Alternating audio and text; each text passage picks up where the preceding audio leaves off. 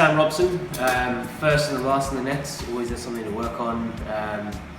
Yeah, he's a bit of a pain to get in and out of the nets too when you're trying to work on your game, but look, if he scores the runs, that's what matters.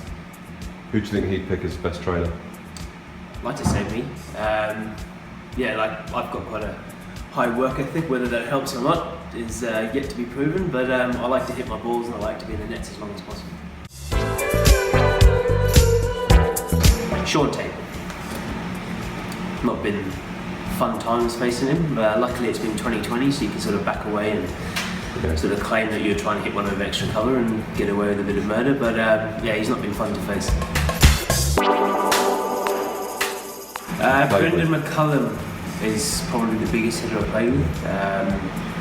You know, consistency in the world. There's not many guys like him that can hit balls for 6 on any ground, and you know, to play with him in Middlesex has been fantastic. In the world? Past and present? The best I've probably played against would be either Jark Callis or Andrew Flintoff.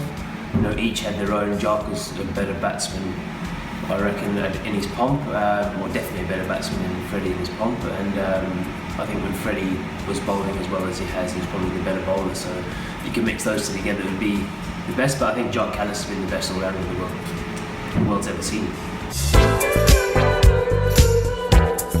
Viv Richards, legend of the game. I just loved him batting the other end and just seeing how he went about his business and how good he actually was, and you know, just to feed off his confidence in the middle.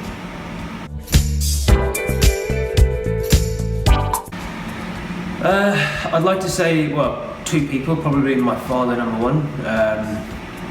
You know, he was there for me all the time, still throws balls to me now when I go back. He's 60 years old and he still walks down the nets and throw balls to me, so I owe him a hell of a lot. And I'd say Gary Kirsten would be the second guy.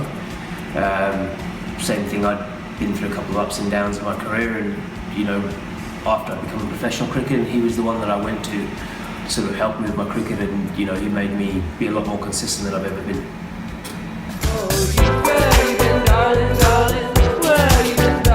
John Simpson at Middlesex, just because he's quiet and you know, sometimes you even forget he's even in the room, doesn't really watch TV, just sits in the corner on his phone all night, so you pretty much have the room to yourself.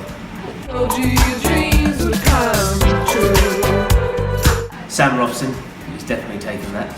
Straight in there with us. Straight in there with Robbo.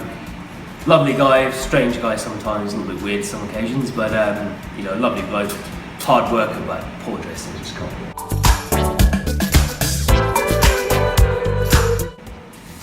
I'll probably say Robbo as well. Robbo's pretty much up there, yeah. He's, as I said, he's just a down-to-earth guy, and he just comes out with some of the rarest things you've ever heard.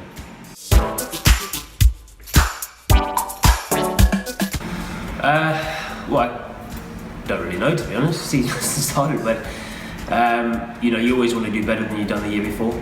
So my goal is to score as many runs as I possibly can, and hopefully improve on the season I had on last year. You know, you want to play international cricket, you want to play in tournaments around the world, so those are obviously my ambitions, but you know, I think first and foremost to score as many runs for Middlesex as possible would be what I'm trying to do and trying to achieve.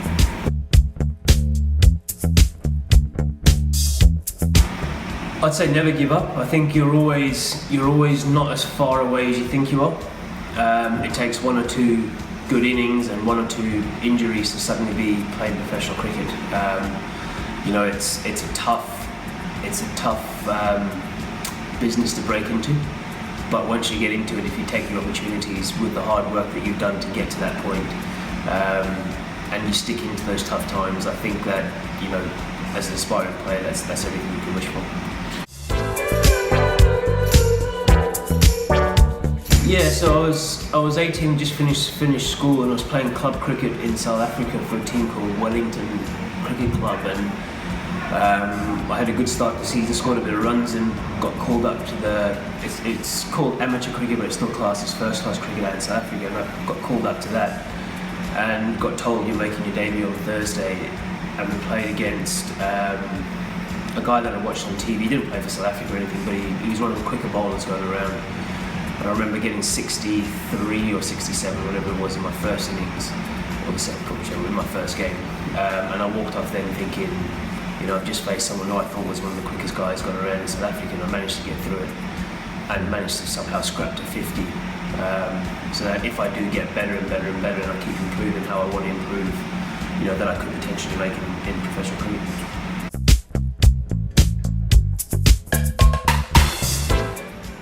Probably say two guys, both Middlesex players, Nick Gubbins and Tom Helm. I think they've both got the qualities to play international cricket. It's just whether they keep improving and keep their feet on the ground in the meantime.